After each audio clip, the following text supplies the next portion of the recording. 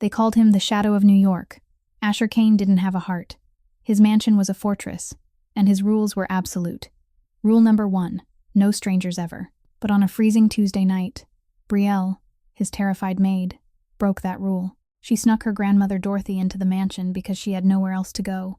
And when Asher Kaine stormed through the front doors, suit torn, knuckles bruised, fresh from whatever violence owned his night, he found an elderly woman sitting in his leather chair, humming a lullaby. 6 bodyguards drew their weapons. Red laser dots danced across the old woman's chest. Brielle threw herself over her grandmother, sobbing, begging for mercy. She squeezed her eyes shut and waited for the worst. But instead, she heard expensive fabric hit marble. She opened her eyes.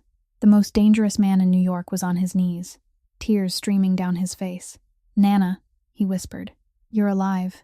Why would a ruthless crime lord kneel before a grandmother he supposedly never met?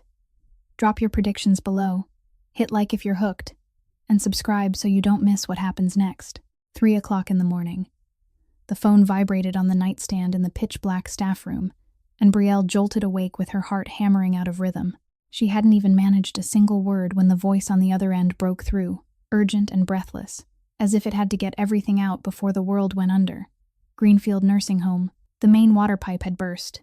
The basement was completely flooded. They were evacuating all residents, but there weren't enough places to take them.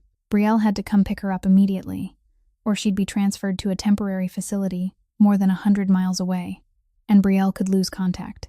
Brielle sat bolt upright, her feet hitting the cold floor, and the world collapsed.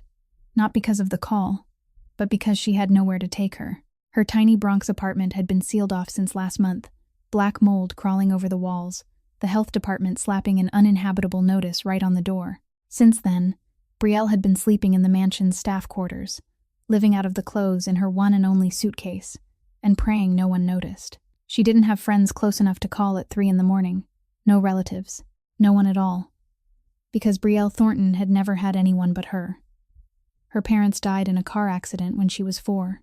She didn't remember their faces, didn't remember their voices, only the smell of perfume and the sensation of being lifted by unfamiliar arms in the middle of a rainy night. The foster system shuffled her through 3 different families before Dorothy fought for custody. An older woman who cleaned office buildings for a meager wage, standing in court and saying that this child was her flesh and blood, and she wasn't going to let anyone take her away ever again. From that point on, Dorothy was everything. Mother, father, home. The reason Brielle got up every morning. And now she was sitting in a flooded nursing home, alone, confused, not understanding what was happening. Brielle burst out of the staff room, barefoot on the icy stone floor, threw on a thin coat, and ran to the parking area behind the mansion. The snowstorm slashed at her face like tiny knives. Her old car trembled in the wind, the heater broken since last winter. But Brielle didn't care. She drove through roads buried in white, both hands clamped on the steering wheel so hard her knuckles blanched. And in her head there was only one thought. Get there in time. Get there in time. Get there in time. When she arrived, Greenfield Nursing Home looked like a sinking ship. Water spilled out through the front entrance, medical staff ran back and forth with stretchers and wheelchairs, and the wail of ambulances floated in from far away. And in the middle of all that chaos, Dorothy sat in a wheelchair right by the doorway, small and fragile, gray hair pinned neatly but loosening in the wind, both hands gripping the old, worn leather bag she'd carried since Brielle hadn't even known how to walk. She looked at Brielle with cloudy eyes, half recognizing her and half not, and asked in the gentlest voice in the world, "Where are we going, sweetheart?" Brielle dropped to her knees in front of her, took those wrinkled hands that were cold to the bone, and lied. "Somewhere safe, Nana." Her stomach tightened into a knot, because the only place she could go right now was the most dangerous place in all of New York City, Asher Kaine's mansion. The place where, 3 months ago, a delivery guy got lost and rang the service bell by mistake. Asher Kaine didn't even have to open his mouth, just one look, and the man left the estate in an ambulance. No one broke rules here without paying for it, and Brielle was about to bring a stranger right into the Devil's Fortress. She helped Dorothy into the car and drove back to the mansion in silence. Dorothy fell asleep in the passenger seat, her breathing soft and even, completely unaware of where she was headed. When Brielle parked in the rear alley, her hands were shaking so badly she almost couldn't turn off the engine. She carried Dorothy through the back kitchen door, dark and empty because the other staff hadn't come in for the morning shift yet. Each step on the tiles sounded like a drumbeat inside Brielle's chest. She laid Dorothy down on the small bed in the staff room, pulled the blanket up to her chin, and watched her sleep. Dorothy slipped under almost instantly, her face peaceful, not a single crease of worry, utterly unaware she was lying in the wolves' den. "Just tonight," Brielle whispered, her hand resting against Dorothy's cheek. "Just until I can find a way." She stood, looked at her one last time, then slipped into the hallway and closed the door as softly as she could. She still had 3 guest rooms to clean before dawn, under Mr. Kaine's direct orders. If she didn't finish, there would be questions. If there were questions, there would be attention. And attention, in this house, was a death sentence. Brielle rushed off, rag in hand, her mind sprinting. Maybe she could call another nursing home before morning. Maybe she could find a temporary shelter online. Maybe she could reach out to a charity. Maybe. Then she heard it. A sound that froze her entire body in the hallway. Footsteps, slow, unsteady, dragging over stone, coming from the direction of the staff room. Brielle let the rag drop to the floor and ran. No thinking, no planning, only her legs in pure fear driving her through the dark corridor. Those footsteps still echoed ahead, slow and steady, as if the person making them was taking a stroll in a park on a Sunday afternoon, not wandering through the fortress of the most dangerous man in New York at nearly 4 a.m. Brielle turned the corner into the main corridor, and her worst nightmare stood right in front of her. Dorothy was walking down the hall, her back slightly hunched, but her steps strangely determined. Her right fingertips gliding lightly over Italian silk wallpaper worth tens of thousands of dollars a panel, and her mouth humming an old melody, a lullaby, the one she used to sing to Brielle every night when she was little, when their cramped apartment above the corner store was the whole world the two of them had, when Dorothy's voice was the only thing that could push back the darkness and the nightmares of parents. Brielle couldn't even remember the faces of anymore. And now that melody was floating through marble walls and expensive oil paintings, fragile and out of place, like a wildflower growing in a minefield. She was walking straight toward Asher Kaine's office. "Nana," Brielle called as softly as she could, just loud enough to be heard and just quiet enough not to wake any security guards sleeping on the upper floors. "Nana, please come back." Dorothy didn't turn her head, didn't slow down. There wasn't a single sign she'd heard her granddaughter. Because in her mind, Brielle didn't exist right now. The marble corridor didn't exist. The Mafia mansion didn't exist. Dementia had gently carried her into a different world, a world where she was walking through the house from 30 years ago, the house she'd grown up in suburban Virginia, where her father's old armchair sat by the window and the scent of apple pie always lingered in the air. She was going home.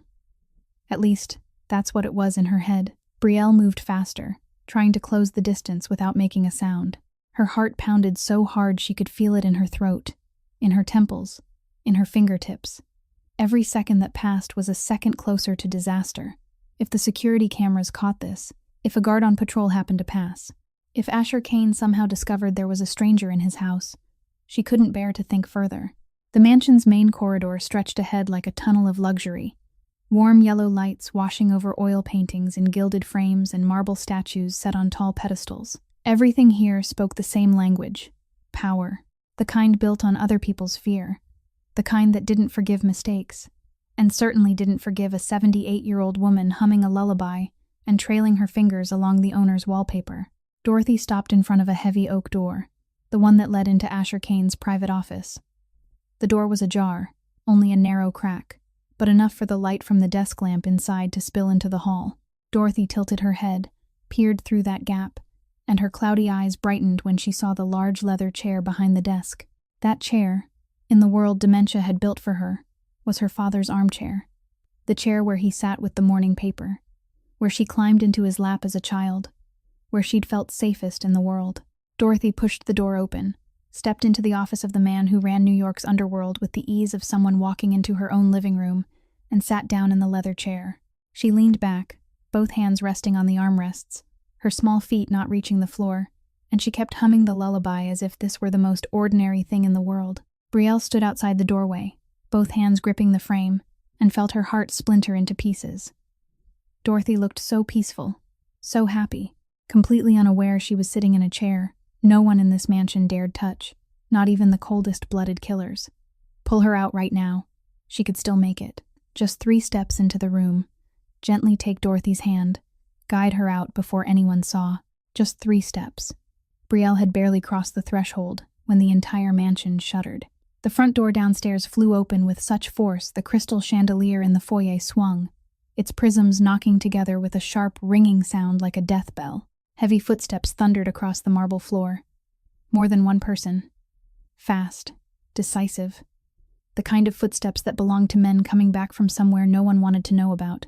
When Asher stepped into the main hall that night, his suit torn at the shoulder, his knuckles bruised, carrying the scent of violence and cold night air, the first thing he saw was a figure in his leather chair. The instinct forged by 20 years in the underworld snapped on at once.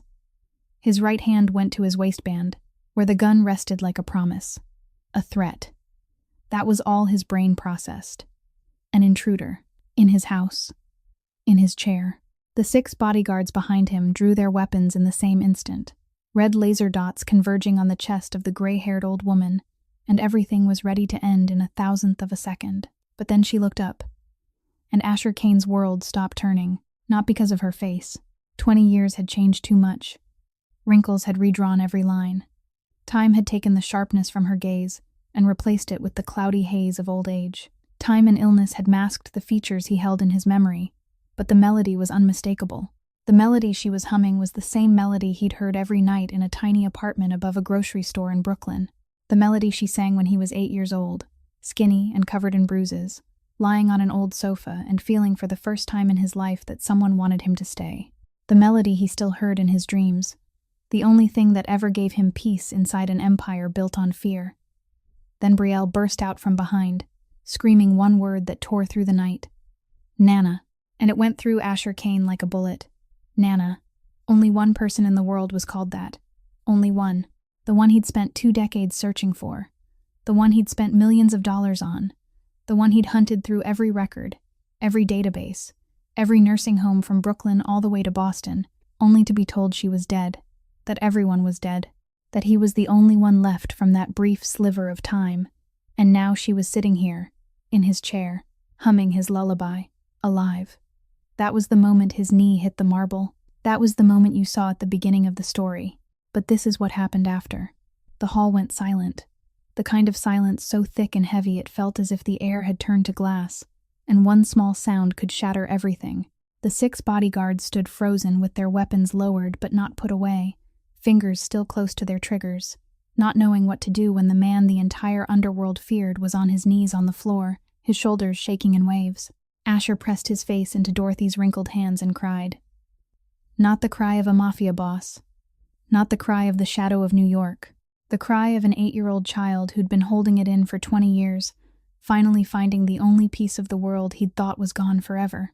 Dorothy looked down at the man kneeling before her. Her cloudy eyes moved across his face, slowly, quietly, as if she were turning the pages of an old, torn book she wasn't sure she'd ever read. Dementia had taken so much from her. Names, faces, years. But some things live deeper than memory, deeper than language and logic. Things carved into bone, into muscle, into the rhythm of the heart, where no illness can reach. And one of those things woke up in this moment. Dorothy's hand, trembling and speckled with the brown spots of age, rose automatically to stroke the man's hair. The exact gesture she'd made 20 years earlier, when little Asher cried on the old sofa after a nightmare. The same pressure, the same pace, the same gentleness. Her hand remembered what her mind had forgotten. Then she tapped her wooden cane on the floor twice. Light, but decisive. A gesture both tender and warning, the kind anyone she'd ever raised would recognize instantly. Look at you. Her voice carried the weight of 1,000 meals she'd cooked while staring at empty chairs. You still won't eat properly. Asher lifted his head. Tears were still running, but his eyes were wide, trembling, with the near-desperate intensity of a man, terrified he was only dreaming and would wake up at any moment. I've been looking for you for 20 years. They said you were dead. They said everyone was. His voice broke apart, unable to finish the sentence. Shh. Dorothy smoothed his hair in that steady, instinctive rhythm, as if 20 years of separation had never existed. I'm here now, sweetheart. I'm here. Behind them, Brielle was still on the floor where she'd thrown herself in front of Dorothy, both hands clamped over her mouth, tears slipping through her fingers. She didn't understand what was happening. She didn't understand why the man she feared more than anyone on earth was crying at her grandmother's feet. But she knew, with the instinct of someone who'd lost too much and held too little, that she was witnessing something sacred. Something she had no right to see and couldn't look away from. The bodyguards stood like stone, eyes fixed straight ahead, doing everything they could to pretend they didn't exist. Because the man crying at the feet of an old woman in a worn floral dress wasn't the shadow of New York. He was just a boy who'd lost everything, and had just found one small piece of what he'd believed the world had stolen from him forever. Then Dorothy lifted her head, looked at Brielle with eyes that were both cloudy and impossibly gentle, and asked in the most confused, most honest voice, "Do you know this boy, my love?" Asher tightened his grip on her hands, as if he was afraid that if he let go, she'd disappear again into the fog of 20 years, and this time she'd never come back. And the question bigger than any question hung in the air. This Mafia boss and her grandmother, two people from completely different worlds, how were they connected? 20 years earlier, Brooklyn, the back alley behind a dry cleaner on Atlantic Avenue, where the smell of bleach mixed with sour garbage and sewer water into an air only homeless children ever learned to breathe.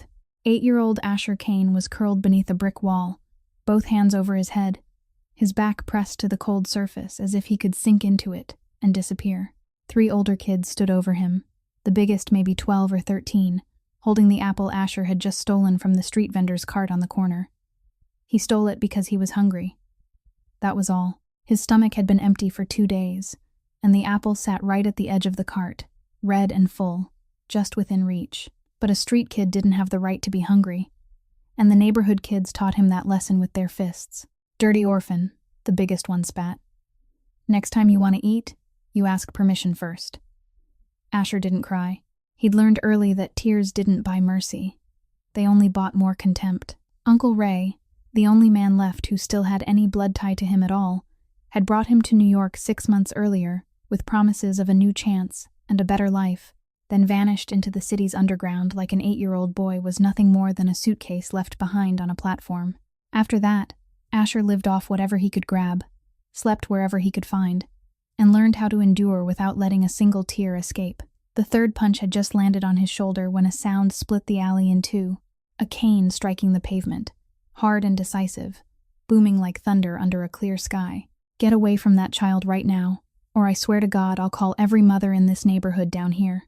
The kids turned and saw an older woman at the mouth of the alley, gray hair pinned into a tidy bun, a floral apron still dusted with flour, her right hand raised with a wooden cane, her face fierce enough to stop a freight train.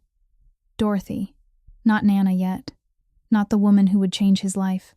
Back then she was only a stranger with a cane, and the righteous fury of someone who couldn't stand by while a child was being beaten.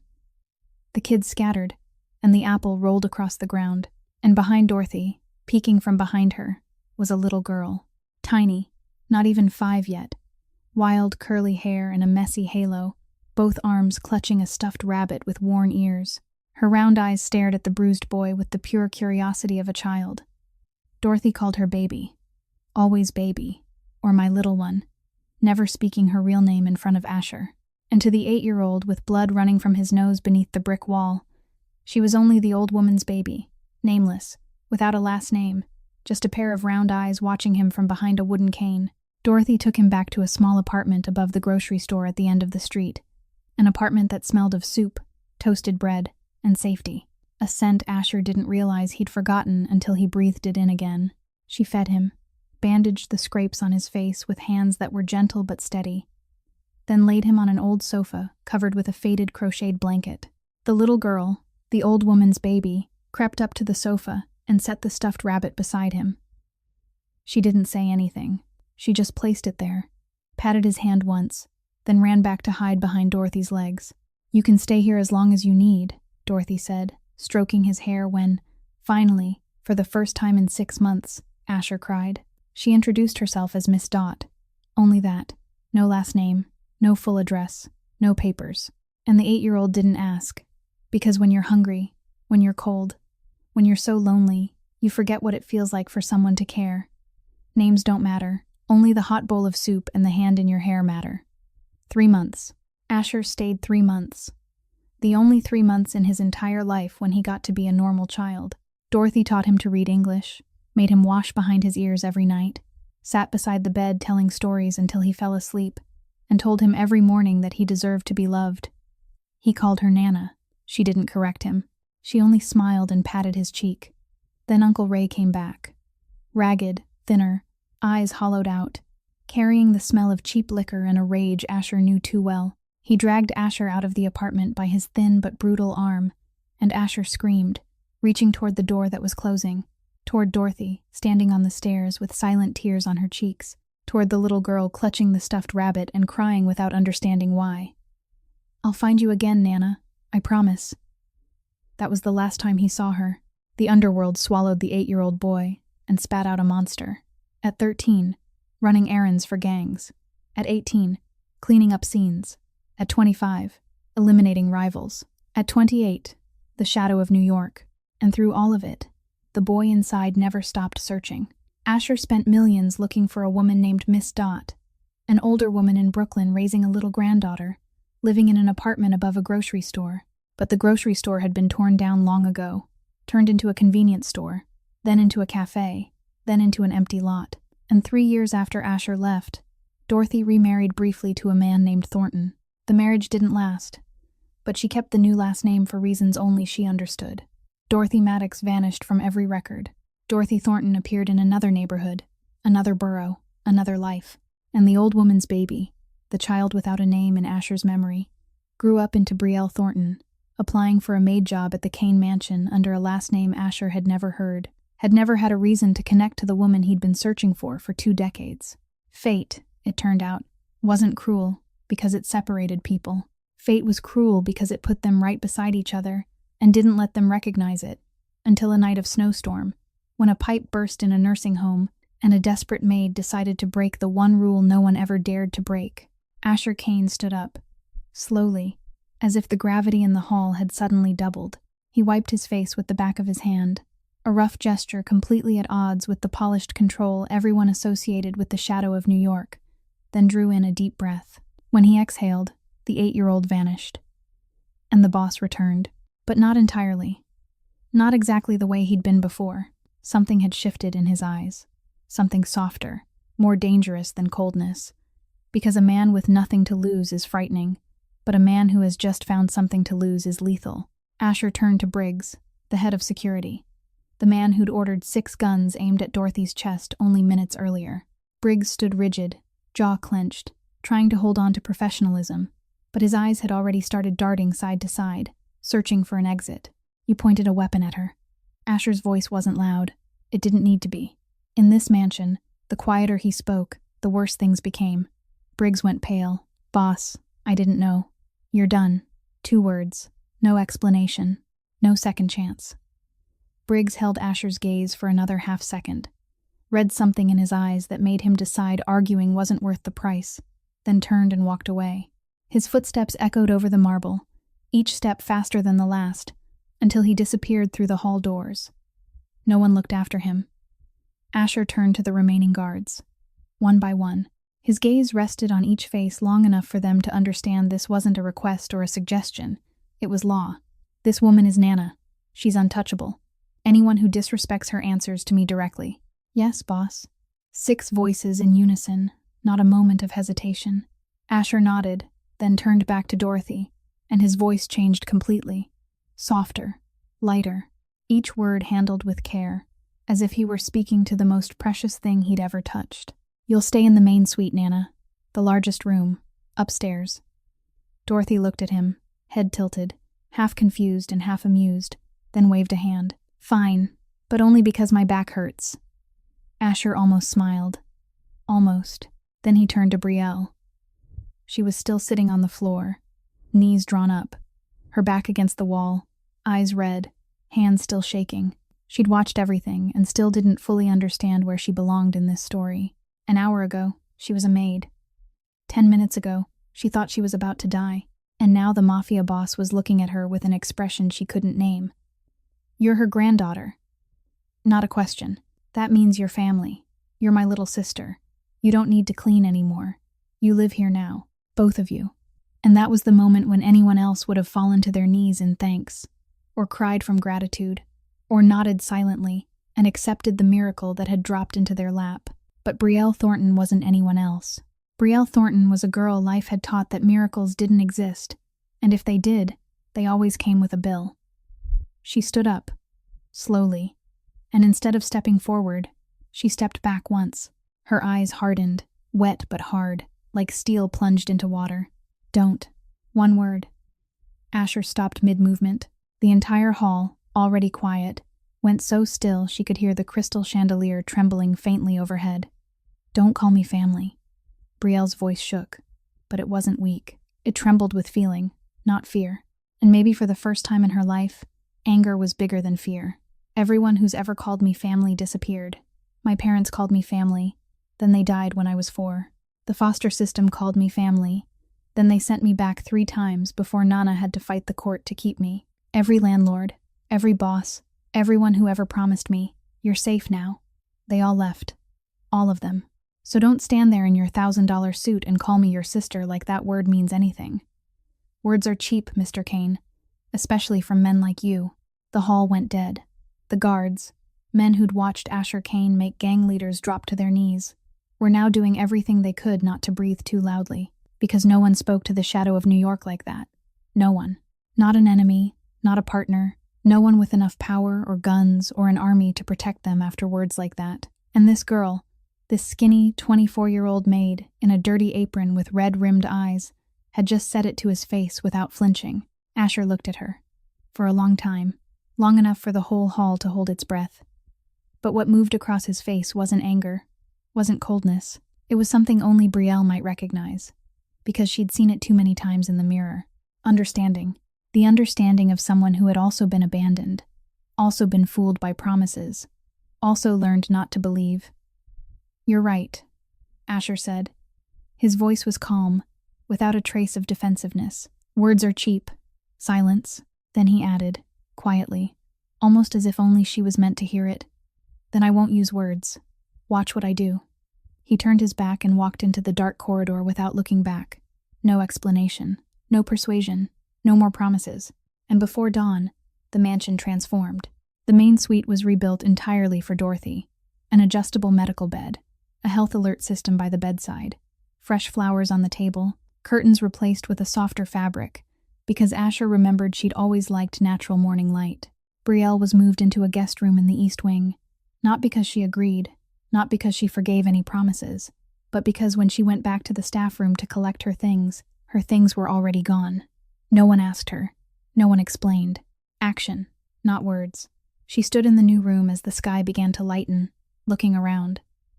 This room was bigger than the mold-sealed apartment in the Bronx. A wide bed, white sheets, windows facing a garden she hadn't even known the mansion had.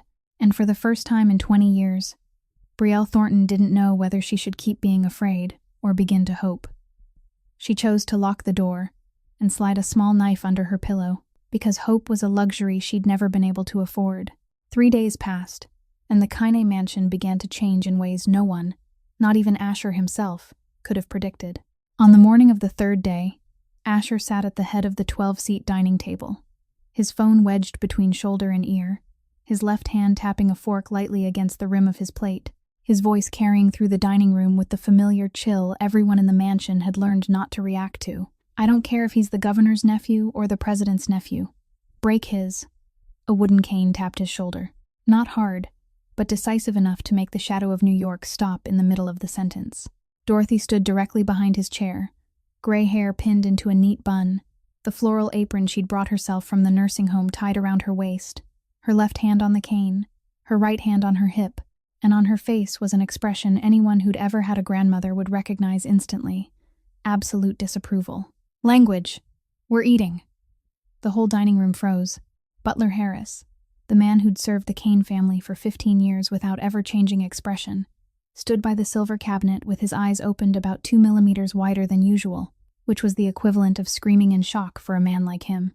2 guards stationed on either side of the dining room doors glanced at each other from the corners of their eyes, without daring to turn their heads, trying to process the fact that a 78-year-old woman weighing less than 50 kilograms had just cut off the Mafia boss mid-sentence with a tap of her cane to his shoulder. Asher set the phone down. He didn't hang up, didn't apologize to the person on the other end. He simply set it down as if a call worth millions of dollars had suddenly become less important than the look of the old woman behind him. He rubbed his shoulder exactly where the cane had tapped, and said 2 words no one in that room, no one in the entire New York underworld, had ever heard him say. "Sorry, Nana." Dorothy nodded, but she wasn't finished. "And sit up straight. You look like a common thug." "Yes, Nana." Asher Kaine, the man cartel bosses from Colombia to the Bratva spoke of with fear, straightened his back in the dining chair on an old woman's order. Brielle sat on the other side of the table, far enough to keep the distance she was still determined to maintain, but close enough to see everything. She bit her lip, hard, because if she didn't bite down, she'd laugh. And she wasn't ready to laugh in this house. Not ready to admit that something here was making her want to laugh. Butler Harris, from the corner of the room, let the slightest twitch touch the edge of his mouth before his face returned to its usual stone. But Brielle saw it. At lunch that same day, Dorothy decided Asher needed vegetables.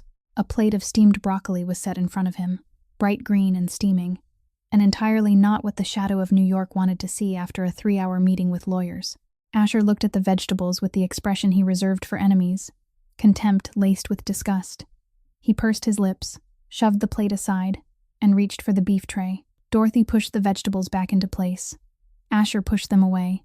Dorothy pushed them back. The 3rd time, she didn't push anything. She just looked at him. Only looked. Eyes clouded, but heavy with 20 years of distance. With thousands of meals she'd cooked with no one at the table. With every night she'd set an extra plate out for the boy she didn't know had become a devil or an angel. Asher picked up his fork and ate the entire plate of broccoli, 1 bite at a time, down to the last piece. Without a word, Dorothy patted his cheek gently. "Good boy," and Asher Kaine, the shadow, smiled. That afternoon, Dorothy discovered there was a guard posted at her door all day long. He was nearly 2 meters tall, shoulders as wide as a door, face blank, arms crossed over his chest, standing motionless like a statue from morning to night. Dorothy opened the door, looked him up and down, then declared it completely unacceptable. "Sit down," she ordered. The guard blinked. "Ma'am, I'm on duty." "On duty for what? Standing here until your legs fall off? Sit down. I have cookies." The guard looked over his shoulder for backup from his colleagues, but no one dared step in to rescue him. He sat in the chair Dorothy pulled from inside the room, and before he could protest, a plate of baked cookies appeared on his lap. Dorothy had baked them this morning in the mansion kitchen, where Asher's private chef stood watching her take over the oven with the bewildered face of a man who'd just been overthrown from his own kingdom. "Eat," Dorothy said. Then, more sternly, "and call your mother." A mother always worries. The guard, a man who had taken down 2 opponents at once in a fight in the back of a midtown nightclub, sat there eating cookies and pulled out his phone to call his mother on the order of a 78-year-old woman he'd been assigned to protect. "Yes, Mom, I'm fine. Yes, I'm eating enough." Asher walked down the corridor and stopped when he saw the scene outside Dorothy's door. A massive guard sitting on a small chair, chewing a cookie, phone in hand, voice quiet as he spoke to his mother. Asher stared, shook his head, and almost laughed. In the days that followed, the mansion kept changing in ways no one ordered and no one could stop. The staff began calling Dorothy Nana, not because Asher demanded it, not out of fear, but because she treated every person in this house like family. She remembered the chef's name, asked after the gardener's daughter, and scolded the night guard for not dressing warmly enough while standing outside. For the first time in its history, the Mafia boss's fortress mansion smelled like cookies baking at 4 in the afternoon. For the first time, there was laughter in the dining room, not because someone had just told a story about an enemy falling, but because Dorothy told a story from her youth and forgot she'd already told it twice. Brielle watched it all from the outside. She still kept her distance, still locked her door every night, still called Asher Mr. Kaine with the cold politeness of someone who didn't want to owe anyone anything. But the wall she'd built for 20 years, a wall mortared with every abandonment, every betrayed promise, every door slammed in her face, that wall was cracking. She could feel it. She hated the feeling, because every time that wall cracked, what rushed in was always pain. Peace, it turned out, was the most fragile thing in the world. 2:00 in the morning. The Kaine mansion lay sunk in darkness and silence, the heavy silence of walls that were too thick and secrets that were too many.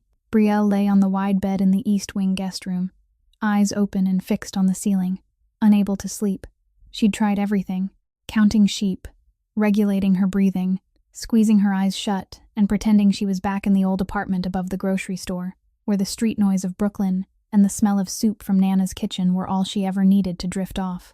But this room was too big, too quiet, too clean, and every time she began to slip into a dream, the image of red laser dots dancing on Dorothy's chest yanked her awake. She pushed herself up, bare feet on the cold wooden floor, and decided to get a glass of water. The small knife under her pillow was still there, but tonight she didn't take it with her. She didn't know if that was progress or just exhaustion. The downstairs hallway was dark, lit only by the faint glow of motion sensors along the baseboards. Brielle headed toward the kitchen, and when she turned the final corner, she stopped. The kitchen lights were on, and something smelled like it was burning. She stepped into the doorway, and the sight in front of her made her blink twice to be sure she wasn't dreaming. Asher Kaine stood in the middle of an industrial kitchen worth hundreds of thousands of dollars, a wooden spoon in his hand, and in front of him was a battlefield. Oats dusted across the marble countertop, a carton of milk tipped on its side near the sink, half of it spilled, eggshells scattered on the floor, and on the stove, a pot of porridge was boiling violently, reeking of scorch, the liquid inside having turned a suspicious brown that porridge should never be. The shadow of New York, the terror of the underworld, was losing to a pot of porridge. "Are you cooking?" Brielle heard her own voice before she decided whether she should speak at all. Asher didn't turn around. He stared at the burnt pot with an expression Brielle had never seen on his face before. Helplessness.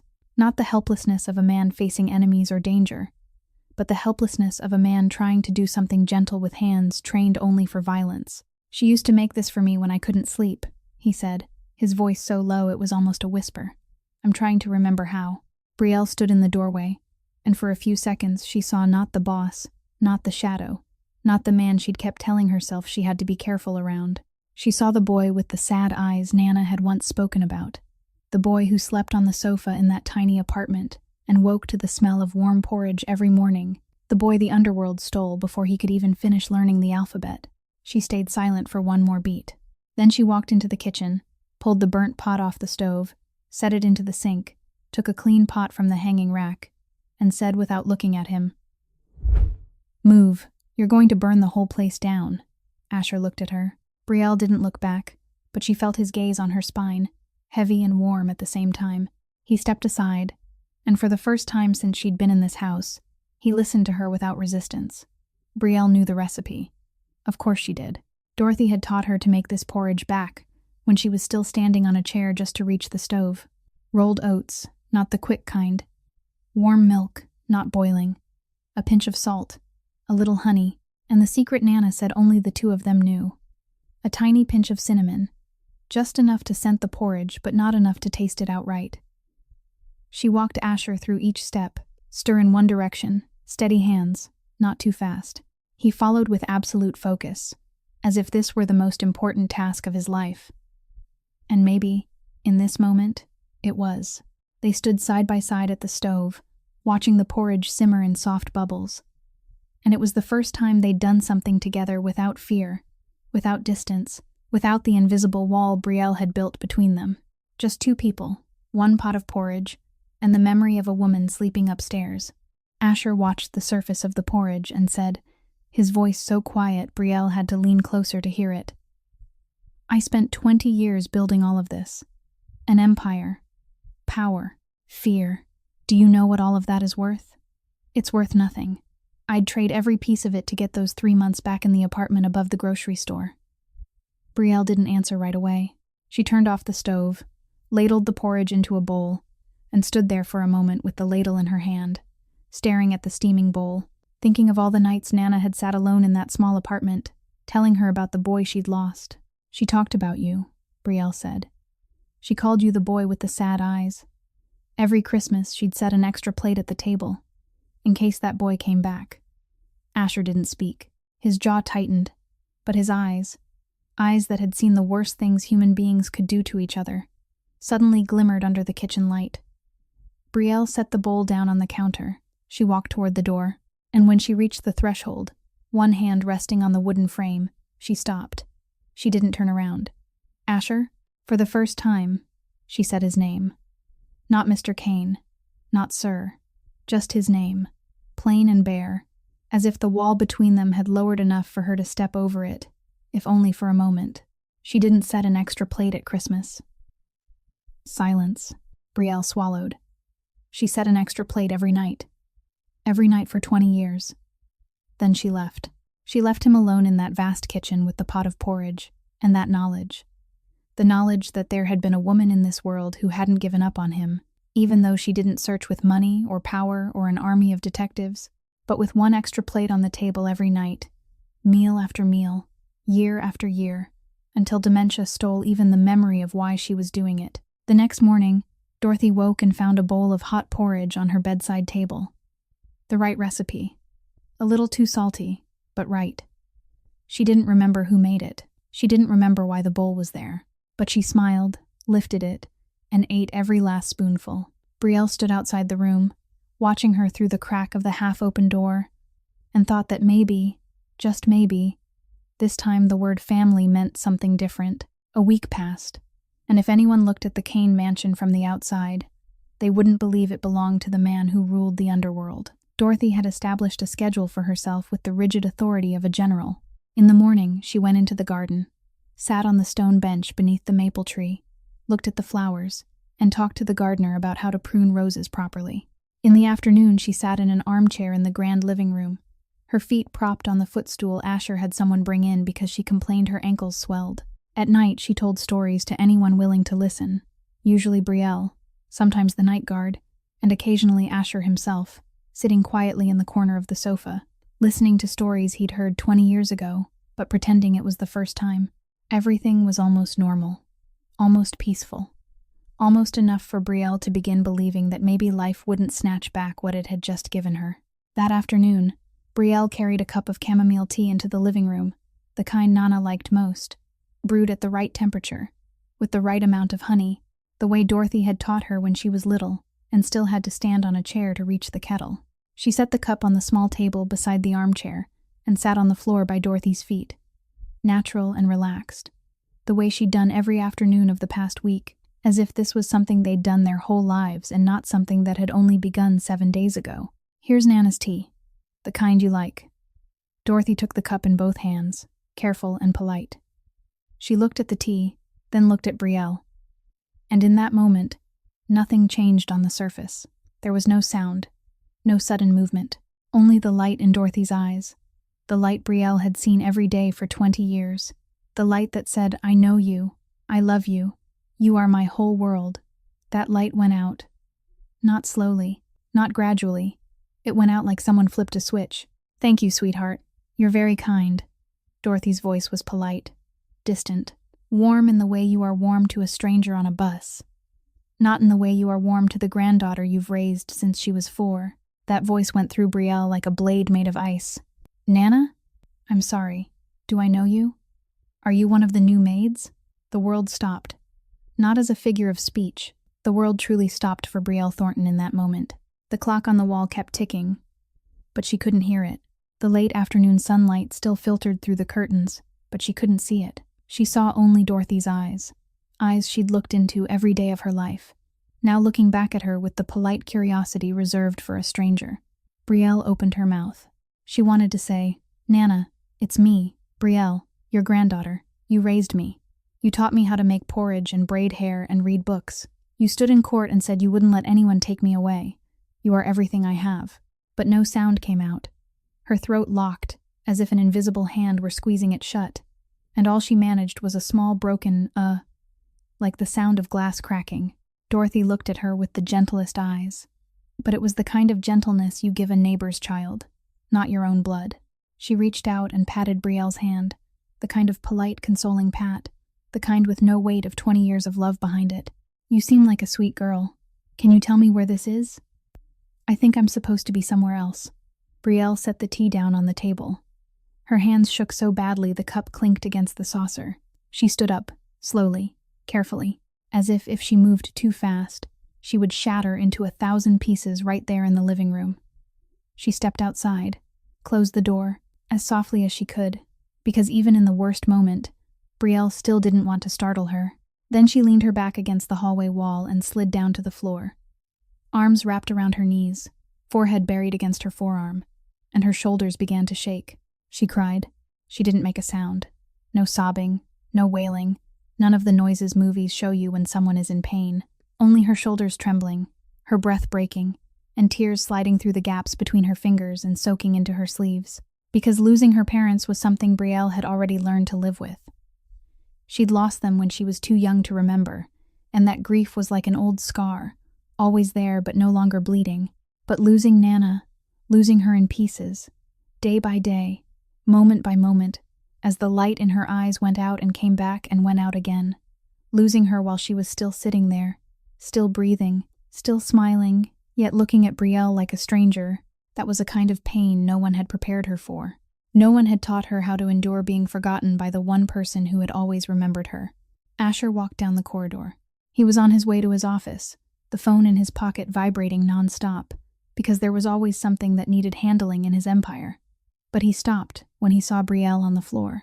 Then he looked through the living room glass and saw Dorothy sitting in the armchair, eyes moving around the room with the polite confusion of a guest visiting someone's home for the first time.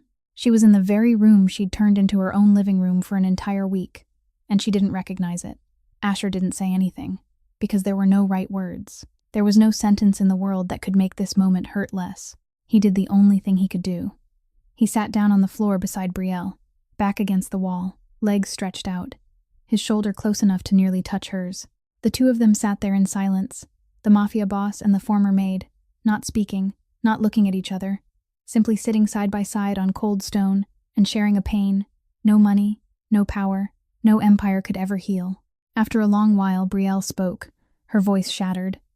"She's disappearing, Asher. A little more every day, and I can't do anything."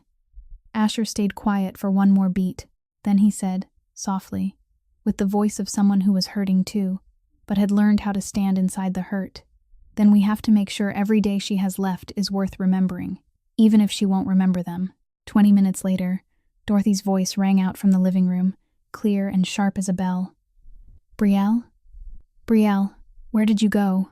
My tea's gone cold." Brielle wiped her eyes with her sleeve, stood up, took a breath, then walked back into the living room with a smile she hoped no one could see was fake. "I'm here, Nana." Dorothy looked at her, and this time the light in her eyes was back, bright and warm and full of love, as if the last 20 minutes had never happened. "Well then don't just stand there. Sit down, and bring the cookies out." Brielle sat beside her, took her hand, held it tight, tighter than usual, because she knew there would come a day she would hold Nana's hand and no one would squeeze back. There would come a day the light would go out and not come back on. There would come a day Dorothy would look at her with polite distance and never remember who she was again. But today wasn't that day. Today, Nana was still here. And sometimes, today was enough. 30 minutes from the Kaine mansion, in a dim bar on a Brooklyn street corner that had no name on its sign and didn't appear on any map, Conrad Voss sat in a corner booth upholstered in torn leather, his back against the wall, one leg draped over the opposite seat, lifting a glass of whiskey to eye level. He watched the yellow light refract through the amber liquor, with the leisurely appreciation of a man with too much time and too little conscience. Conrad Voss, or as the underworld called him, the Jackal, was the kind of man you never wanted to know the name of, because if you knew his name, it meant he'd known yours for a long time, and that never ended well. He smiled, a wide, even-toothed smile, perfect enough to be almost charming. But if you looked closely, you'd see it never reached his eyes. His eyes were cold, calculating, patient, the eyes of someone who could sit and wait for months just to find one single gap in an opponent's armor. And tonight, he had just found Asher Kaine's gap. On the table, between the whiskey and the ashtray, lay a stack of surveillance photos, black and white, slightly blurry, taken from a distance with a telephoto lens, but clear enough to show everything that mattered. The first photo, Asher Kaine helping a gray-haired old woman out of a car in front of the mansion gate, his hand under her elbow so gently it looked as if he was afraid she might break. The second photo, Asher walking beside her in the garden, his head slightly bowed, listening, his expression so soft it was impossible to believe he was the same man who had forced 3 gang bosses to leave the city in the past year. The third photo, Asher sitting on the garden stone bench, the old woman patting his cheek, And he, the shadow of New York, the shadow, the devil the entire underworld feared, smiling, Conrad tapped his finger on the third photo, slow and steady, like a countdown clock. So the shadow has a heart after all. The subordinate across from him, a big man with a neck like an oak trunk and eyes that never quite looked like they understood everything. Conrad said, stared at the photos and asked, "Who is she?" Conrad tilted his head, took a sip of whiskey, and set the glass down with the precise care of a man who had practiced every gesture until it became art. Does it matter? Asher Kaine hasn't let anyone close for 20 years. No wife, no lover, no friends, no family. 20 years living like a shadow, and a shadow has no weakness. But this woman. He tapped the photo where Asher was smiling, right on the gray-haired woman's face. This woman is leverage. The word left Conrad's mouth as lightly as cigarette smoke, but its weight was enough to drop the bar's temperature by a few degrees. Leverage. In the underworld's language, that meant a weapon. It meant a hostage. It meant the thing you used to break a man who could not be broken. Conrad gathered the photos, slid them into an envelope, and stood. The smile stayed on his mouth, cold and patient. He wasn't in a hurry. A good predator is never in a hurry. They watch. They wait. They let the prey feel safe. Then they strike. 30 minutes away, in the Kaine mansion, Brielle began to realize something was wrong. Not a premonition. Not supernatural instinct. Just the eyes of a girl who had spent her whole life in uncertainty. Eyes that had learned to scan every room for an exit before she sat down. Eyes that noticed what other people missed. The black sedan. It was parked across the street, about 50 meters from the mansion gate, far enough not to look suspicious, and close enough to see everyone going in and out. The first day, Brielle thought it belonged to someone in the neighborhood. The second day, she started to notice it was still there. Same position, but a different driver. The third day, when she looked out the living room window while Dorothy napped and saw the sedan still parked there, a third driver in 3 days. But the same posture, the same angle of the seat, the same gaze fixed straight on the mansion gate, she knew. That evening, Brielle poured tea for Asher in his office. A new routine she'd started after the porridge night. Not because anyone told her to, but because she wanted to. But her hands were trembling. Tea spilled onto the saucer. Asher was reading documents, but he noticed immediately, because no matter what else he was still a man who had survived 20 years in the underworld by never missing a detail. What is it? There's a car watching the house. Brielle spoke fast, as if she was afraid that if she slowed down, she'd lose her nerve. A black sedan, across the street, 3 days in a row. Different drivers, but the same way of looking. Asher's face changed, not dramatically, not in a way just anyone would catch, but Brielle had begun to learn the small movements in that face. His jaw tightened, his eyes narrowed, his shoulders dropped by half a centimeter, as if his body had shifted into fight mode on its own. He set the papers down, walked to the window, looked out for exactly 2 seconds, then took his phone and dialed a single number. Run the plate. Black sedan, northeast corner. Now. He hung up without waiting for confirmation, without needing it. Because in Asher Kaine's empire, now meant now, not a minute later. The result came within 15 minutes. The car was registered under the name of a transport company no one had ever heard of. That company was owned by another company. That company was owned by another. And when the chain was traced to the end, the name that appeared was a shell company known in the New York underworld as Conrad Voss's financial arm. Asher set the phone down on the desk. Slowly, his jaw clenched so hard Brielle could see the muscles at his temples flex.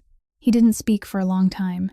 He just stood there staring out the window, into the dark, at the black sedan he now knew exactly belonged to.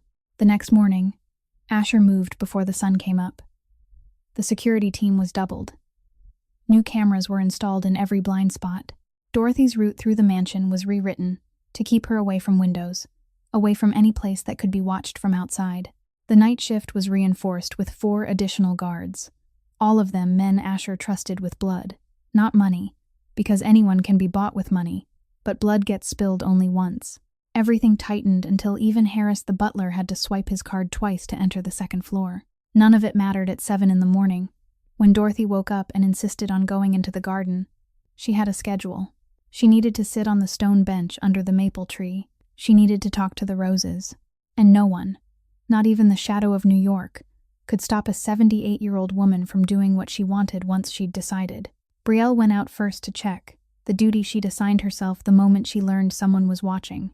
She stepped into the garden in the early light, her breath turning into a thin ribbon of smoke in the cold air, her eyes sweeping the flower beds, the fence line, the stone bench. And she saw it. On the bench where Dorothy sat every morning, placed right in the center of the seat, a white daisy, fresh, neatly cut, clearly not grown from the garden. Beneath the flower, a small piece of paper folded in half. Brielle bent down to pick it up, her hands trembling slightly, and opened it. 4 words in slanted handwriting, elegant and unhurried, the kind of handwriting that belongs to someone with all the time in the world to write beautifully. "The garden's lovely, Nana."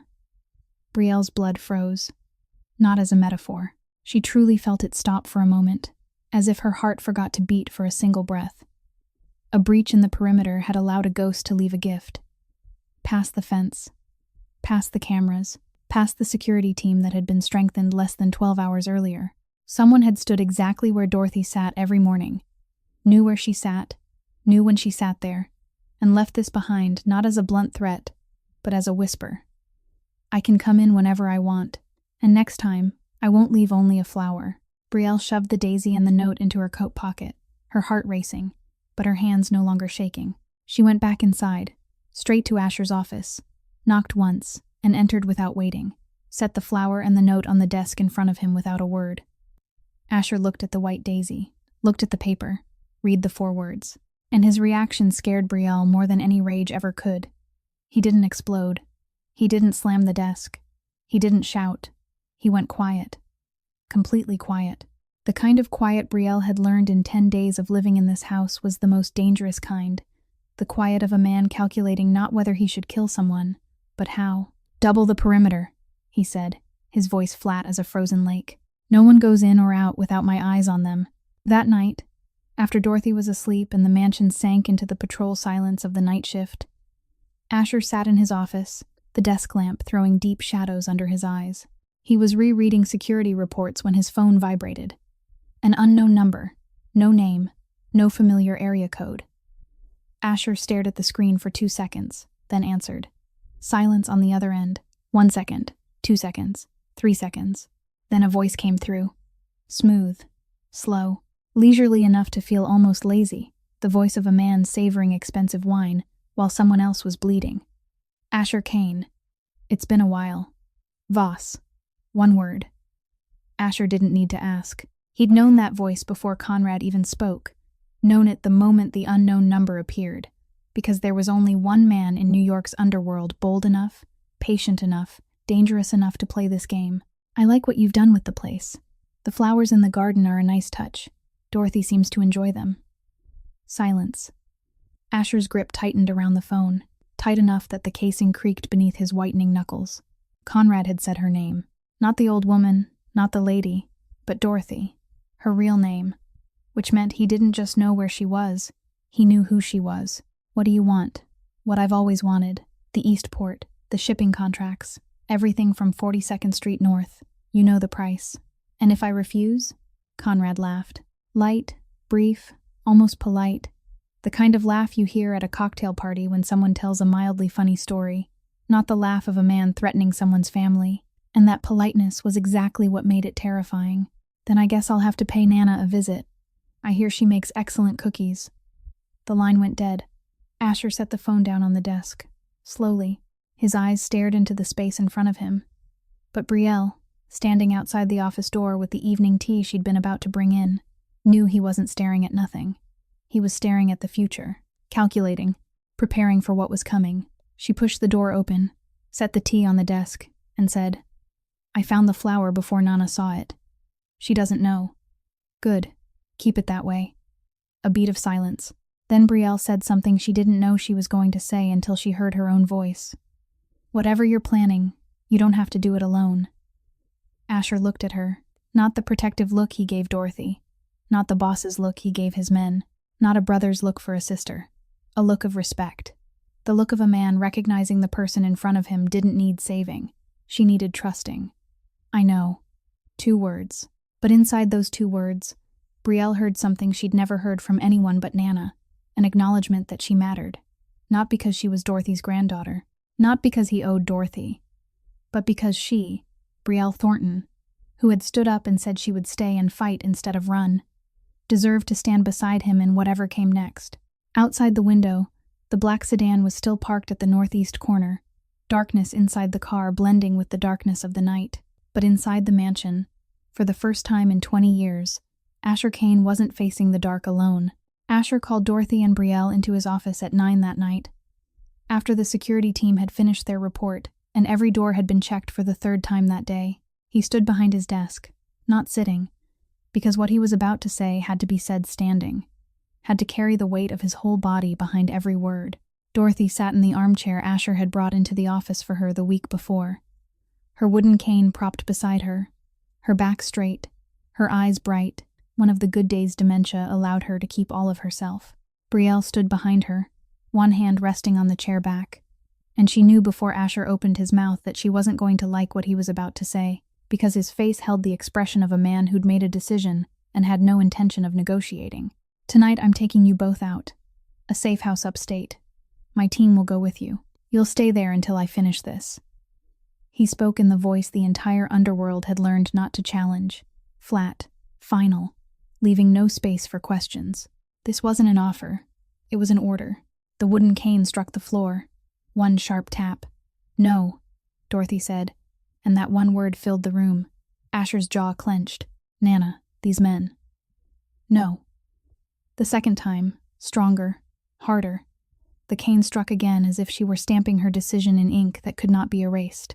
And anyone who'd lived in the Kaine mansion long enough already knew that when Dorothy said no twice with 2 taps of that wooden cane, it didn't matter if you were the shadow of New York or the President of the United States. The argument was over.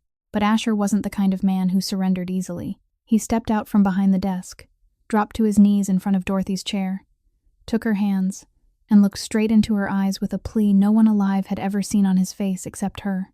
"Nana, please. These people are dangerous. They'll use you to get to me. I can't let that happen. I can't." His voice cracked at the end, splitting like a fracture in thin ice, revealing the rushing water beneath. Dorothy looked at him. Her clouded eyes, the eyes dementia was stealing a little more each day, in this moment turned so clear it was almost painful. She held his hands in both of hers, both wrinkled palms closing tight, and spoke in a voice that didn't tremble, didn't waver, the voice of a woman who had lived 78 years and lost enough to know exactly what she was willing to lose again and what she wasn't. "I lost you once already. I lived 20 years thinking you were gone for good. I'm not leaving you again. They'll use you too. Then you'd better make sure they don't succeed." She squeezed his hands, her cane tapping the floor once more. Gentler this time. Not a command, but a vow. "I didn't raise a boy who knows how to run, and I'm certainly not the one who runs." Asher opened his mouth to argue again, but before he could find the words, Brielle spoke from behind the chair. "I'm staying too." Asher looked at her. She stood straight, arms at her sides, but her shoulders no longer curled inward the way they had on her first day in this mansion, no longer bowed her head to avoid his gaze, no longer let her voice shake when she spoke to him. The girl who had said, "Don't call me family," 2 weeks ago, was standing in a Mafia boss's office now and saying she would stay to face a threat even paid guards would think twice about. "You're both insane," Asher said, but there was no anger in his voice, only something like astonishment mixed with helplessness, the dawning realization that he could command an empire and still could not command these 2 women. "We learned from the best," Brielle said, and the corner of her mouth twitched, half a smile, half a challenge. Dorothy looked at Brielle, then at Asher, and nodded slowly, satisfied, as if this was exactly the answer she'd wanted to hear. Asher rose, looked at the 2 women in the room, one old and one young, one losing her memory and one finding her trust again.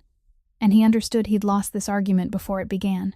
He accepted it, not because he agreed, but because he knew Dorothy, and he was beginning to know Brielle, and both were the kind of people who would not change their minds even if the sky fell. He did what he could. Elite guards stationed around the clock, escape routes mapped for every scenario, weapons hidden in every corner of the mansion, in drawers, under tables, behind frames, an emergency communication system, the safe room in the basement checked and reactivated. He did it all, meticulous, thorough, with the precision of a man who had spent his whole life preparing for the worst. But deep inside, in the place he never let anyone see, he knew that if Conrad Voss chose to move, defense wouldn't be enough. Conrad wasn't the kind of enemy who attacked when you were ready. He was the kind who attacked when you were laughing. The next night's dinner, the dining room bright with light, the smell of roast meat and potatoes. 3 plates on a table meant for 12, but only 3 people seated, close together at one end. Dorothy told stories from long ago, her voice lively and clear. One of the good evenings dementia allowed her to keep every piece of herself. "Do you know how many times this boy," she pointed her fork at Asher, "stole cookies from my kitchen? I hid them in a tin on the highest shelf, the highest, and every morning I found 2 missing. I thought I had a ghost thief until I caught him under the kitchen table, his mouth full of crumbs, staring at me with the guiltiest eyes I'd ever seen." Asher laughed, truly laughed. Not the small curve of a mouth, not the soft huff he sometimes allowed himself, but a laugh from his gut. The laugh of an 8-year-old boy stealing cookies, the laugh 20 years in the underworld hadn't fully killed. Brielle laughed too, and her laughter mingled with Asher's and Dorothy's storytelling until the room held a sound this mansion had never heard before, the sound of family, the most perfect moment. 3 people around a table, warm light, hot food, real laughter, and the fragile, beautiful belief that maybe, just maybe, everything would be all right. Then the first window exploded. Glass shattered before the blast. Or maybe they happened at the same time. But Brielle's brain processed the image before the sound, and the first thing she saw was the dining room window erupting into 1,000 shards, crystal hail spraying into the room, each piece catching the chandelier light for a fraction of a second, before the chandelier shattered too, struck by something that tore through a second window, and the whole dining room dropped into darkness, lit only by brief, strobing flashes from outside. Asher reacted before Brielle could even understand what was happening.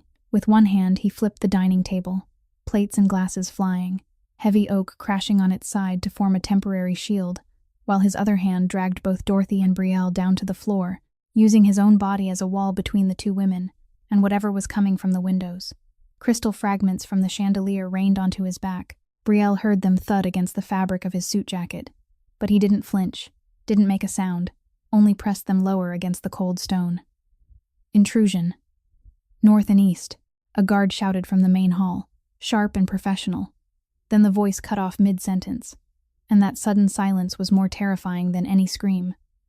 Asher looked over the edge of the overturned table. His eyes swept fast, calculating in the blink of an eye, with a mind sharpened by 20 years in the underworld for exactly this kind of moment. Multiple entry points at once, not an impulsive hit, not a quick in and out. This was military tactic, meticulously planned, every angle and every second measured. 10 to 12 attackers, split into small units, coming from at least 3 directions. His security was caught off guard not because he lacked men, but because the enemy knew exactly where the blind spots were, knew exactly which shift was thinnest, knew exactly when all 3 of them would be seated by the window. Conrad Voss hadn't come to play. He'd come to finish. "Move," Asher roared, yanking Dorothy up, one arm wrapped across her waist, his other hand clamped around Brielle's wrist, and he hauled them out of the dining room through a side door into the west corridor. The corridor was full of smoke. Not fire smoke, but the kind that came from a flashbang smoke grenade thrown into the main hall, white and burning, forcing Brielle to squeeze her eyes shut and run on pure instinct, following Asher's grip like a lifeline. Dorothy coughed, her fragile body shaking with every cough, but her feet kept moving, her wooden cane striking the stone in a rhythm 3 times faster than normal. Asher guided them through the corridor as if he could see through the smoke. Left, right, through a door Brielle had never known existed, down a short flight of stairs, and stopped at a wall that looked ordinary. He pressed his palm to a section of it, and the panel slid aside, revealing a biometric scanner and a numeric keypad. The safe room. Thick steel door, reinforced concrete walls, independent ventilation, a private line to the police and the rapid response unit. Asher had built it for this exact moment. "Get in. Now." Brielle lunged forward, pulling Dorothy with her, but Dorothy stopped at the threshold.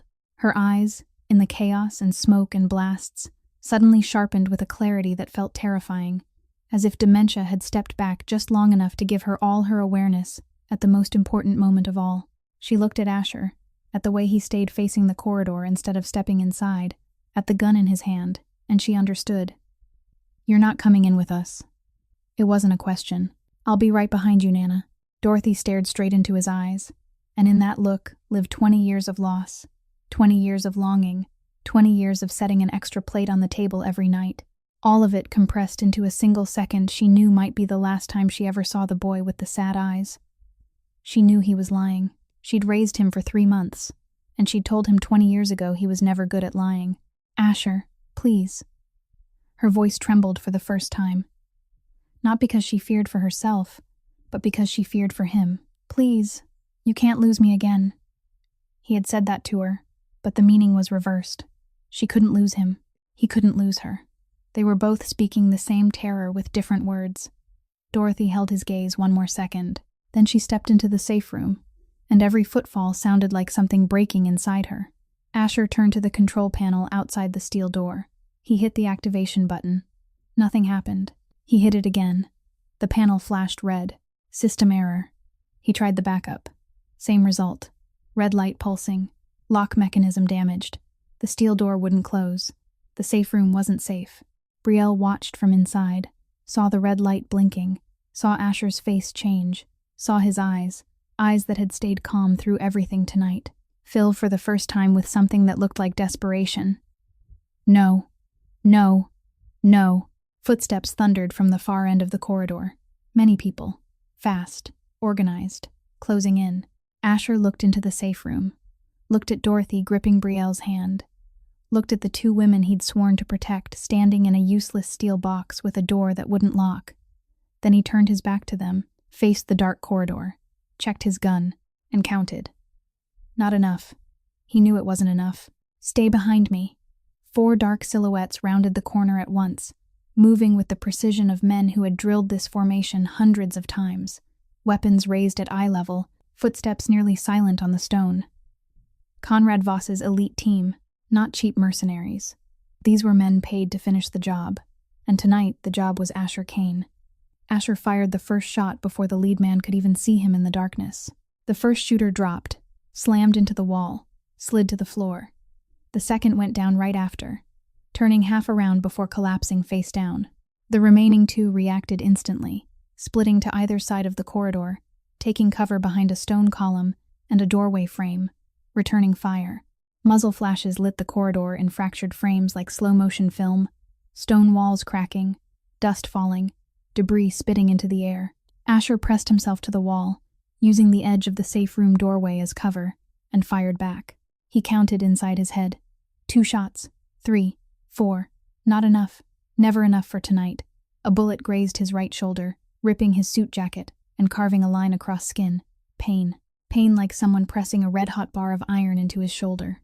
But Asher Kaine had endured pain since he was 8 years old in Brooklyn alleys, and pain only made him sharper, more awake, more dangerous. He didn't stop. The last 2 shooters traded fire, pinning him down, and Asher knew they were buying time, waiting for reinforcements, waiting for more men to arrive and finish it. He also knew every second was 1 second closer to the moment he ran out of ammunition, and when that happened, this corridor would become a dead end for all 3 of them. Then he heard the sound he feared more than anything on earth. The tap of a wooden cane on stone. Slow, certain, coming from behind him. He turned and saw Dorothy step out of the safe room, back straight, cane lifted to shoulder height. A fragile 78-year-old body weighing less than 110 pounds, moving through the open space between Asher and the corridor, with the calm of someone crossing a living room to fetch a cup of tea. She stopped in the middle of the passage, directly between Asher and the gun barrels of the remaining shooters. The wooden cane raised, her eyes clouded yet burning with a fire dementia could never touch. The same fire she'd carried the day she stood at the mouth of a Brooklyn alley with this cane and shouted down the children who were beating a boy. The fire of a mother protecting her child. "You will not touch my son." Her voice wasn't loud. It didn't need to be. Every word rang through the corridor with the weight of every meal she'd cooked, every night she'd stayed awake, every extra plate she'd set on the table, every prayer she'd sent into the dark for the boy she thought was dead. The 2 shooters froze, not because they were afraid of an old woman with a cane, because they were shocked, because no manual, no training, no scenario prepares you for a gray-haired woman in a floral dress stepping into the middle of a gunfight and declaring you are not allowed to touch her son. 1 second of hesitation. Only 1 second. The single-second professional killers stopped to process information that wasn't in the plan. And 1 second was enough for Asher Kaine. He exploded from cover, surged forward with a speed his wounded right shoulder should have stolen but couldn't, because the distance between him and the 2 guns aimed at Dorothy was only a few yards, and in those few yards lived 20 years he hadn't been able to protect her. 20 years he'd believed she was dead. 20 years now compressed into force behind every step. He took down the first shooter in close combat, knocking the weapon from the man's hands. In one motion, the underworld had turned into pure instinct. The second swung his barrel toward Asher, and Asher lunged to shield Dorothy, using his body as cover. The bullet struck his left shoulder. Not a graze like the first. A real hit. The impact spun him half around, his left arm going numb instantly, dropping to his side like it no longer belonged to him. But his right hand still worked, and his right hand was enough to subdue the second shooter before the man could fire again. Asher didn't see the third shooter. The first man he'd disarmed had managed to get up, staggered back, found his weapon, and now stood at the far end of the corridor with a clear line into Asher's back. Asher didn't know. Dorothy didn't see. No one saw, except Brielle. She stood in the safe room doorway, watching everything. Dorothy stepping out, Asher charging, the bullet hitting his shoulder. And now she saw the shooter at the end of the hall lift his weapon toward the back of the man who was holding her grandmother with the only arm he still had. She didn't think, didn't calculate, didn't weigh risk. Her hand grabbed the ceramic vase on the shelf just inside the safe room door, a decorative piece that was probably worth $1,000, and she threw it. The vase flew down the corridor and shattered beside the shooter's head, ceramic fragments spraying, making him stumble back, lose balance, lose aim for one decisive instant. "Don't you dare," Brielle screamed, standing at the safe room threshold, unarmed, chest heaving, hair loose, eyes blazing with the same fire Dorothy had carried seconds earlier. Because courage, it turned out, could be passed on, not by blood, but by love, by 20 years of being raised by a woman who never backed down. Asher finished the last shooter in that moment of distraction, and then the corridor went quiet, truly quiet. No blasts, no footsteps, no shouting. Only the harsh breathing of 3 living people, 3 hearts still beating, 3 pieces of a chosen family that had refused to break. Asher staggered back toward Dorothy, his left arm hanging limp, his left shoulder soaked through, his face pale under the dim red emergency lights. "Are you hurt?" Dorothy lifted both hands, cradled his face, her wrinkled palms pressing to his cheeks, and looked at him with eyes filled with tears and no fear at all. "You were shot because of me." "Always," Asher whispered, his voice thin as thread, a tired, peaceful smile at his mouth. "Always, Nana."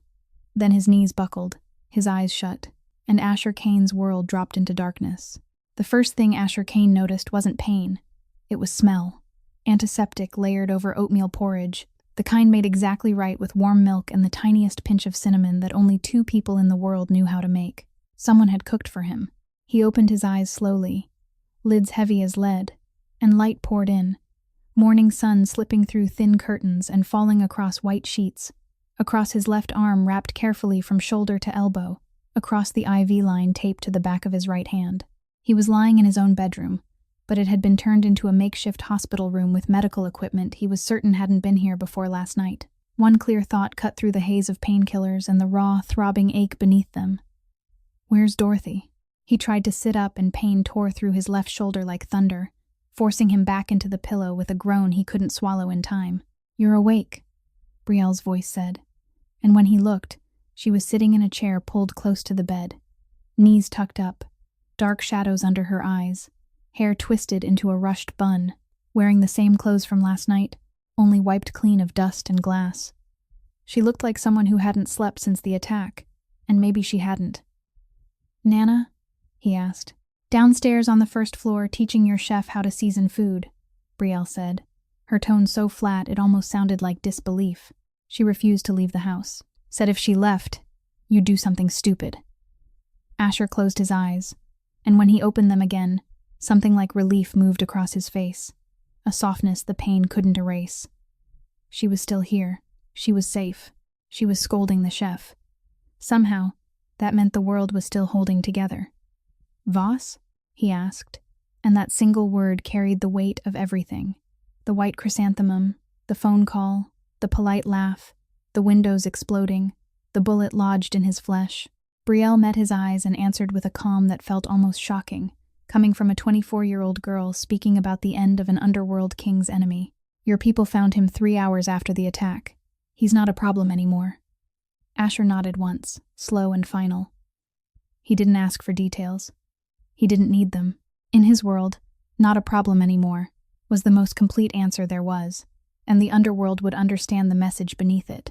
Anyone who touched Asher Kaine's family would find that not even hell could hide them. Footsteps sounded on the staircase, slow and uneven, braided with the familiar tap of a wooden cane against each step.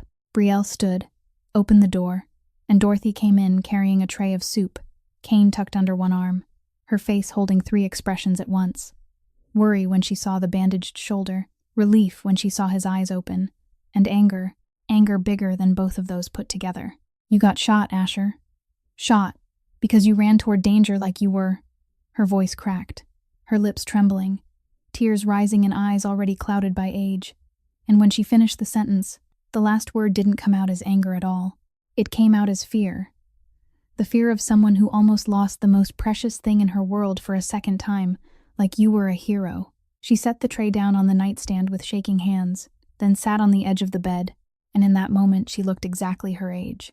She wasn't the old woman with the cane chasing bullies out of a Brooklyn alley. She wasn't the woman who stepped into a gunfight and declared no one would touch her son. She was just a grandmother, old, tired, terrified, and loving so deeply that the fear of losing him was bigger than the fear of death itself. I can't lose you again, she whispered. Not when I've just found you. Asher reached out with his right arm, the only one that still worked, and took her hand. His hand, the hand that had done things the world would never forgive, held the wrinkled hand of a 78-year-old woman with a gentleness no one in his empire had ever witnessed. You won't lose me, Nana, he said softly. No running anymore. No losing each other anymore. Then he looked at Brielle. She stood by the window, sunlight washing over her exhausted, steady face, eyes that had dried out of tears a long time ago. This time Asher didn't say, "Your family." He didn't have to. She'd been here all night while he lay unconscious. She'd thrown a ceramic vase at a shooter's head when a bullet was about to hit his back. She'd screamed, "Don't you dare," in a smoke-filled corridor with empty hands. She'd chosen to stay when anyone else would have run. The actions had already spoken for them, and in Brielle's eyes when she looked back at him, there was no more wary distance, no wall, no knife under the pillow, only a quiet acceptance that she was standing exactly where she belonged. Dorothy looked between them, from Asher to Brielle and back to Asher, and she smiled, small and tired, but filled with the deep satisfaction of someone finally seeing her family whole. You did good, she said, patting Asher's hand, even if you're an idiot. And Asher Kaine, the shadow of New York, the terror of the underworld, the man this city feared, smiled. Not the tight curve of a polite mouth, not the controlled smile he used as a warning, but the smile of an 8-year-old boy on an old sofa in an apartment over a grocery store, clutching a worn stuffed rabbit, listening to a lullaby, believing for the first time that he deserved to be loved. That smile had survived. After 20 years of darkness, after blood, after power, after loneliness so thick it could choke, that smile was still alive. Dorothy had kept it alive with one extra plate every night, and Brielle, watching that smile, finally understood something she'd refused to believe through 20 years of abandonment and disappointment. Family isn't a promise. Anyone can say a promise. Family is who stays when everything breaks. It's the man who drops to his knees for an old woman while the whole world kneels for him. It's the girl who throws a ceramic vase at an armed enemy with bare hands. It's the man who tries to cook porridge at 2 a.m. even though he doesn't know how. It's the woman who sets an extra plate on the table every night for 20 years, simply because hope tells her that one day, the boy with the sad eyes might come home. Real strength isn't the number of people you command. It's who you're willing to kneel before. And the kindness Dorothy planted 20 years ago in that Brooklyn alley, the day she saved a strange little boy only because she couldn't stand to watch a child get beaten, that small kindness had come back and saved her granddaughter's life. Because if Dorothy hadn't saved Asher that day, Asher wouldn't have found Dorothy that night, and Brielle wouldn't have had anywhere to bring her when the nursing home flooded, and this story would have ended in a completely different way. Every act of kindness you plant in the world is a seed. You might not see it sprout. You might have to wait 20 years. But when it blooms, it can save the people you love most. Asher, Dorothy, and Brielle's story ends here. But I want to ask you one question before you go. Which moment in this story touched you the most? Was it the moment Dorothy looked at Brielle and didn't recognize her own granddaughter? Was it the moment Brielle learned Nana set an extra plate every single night, and not just at Christmas?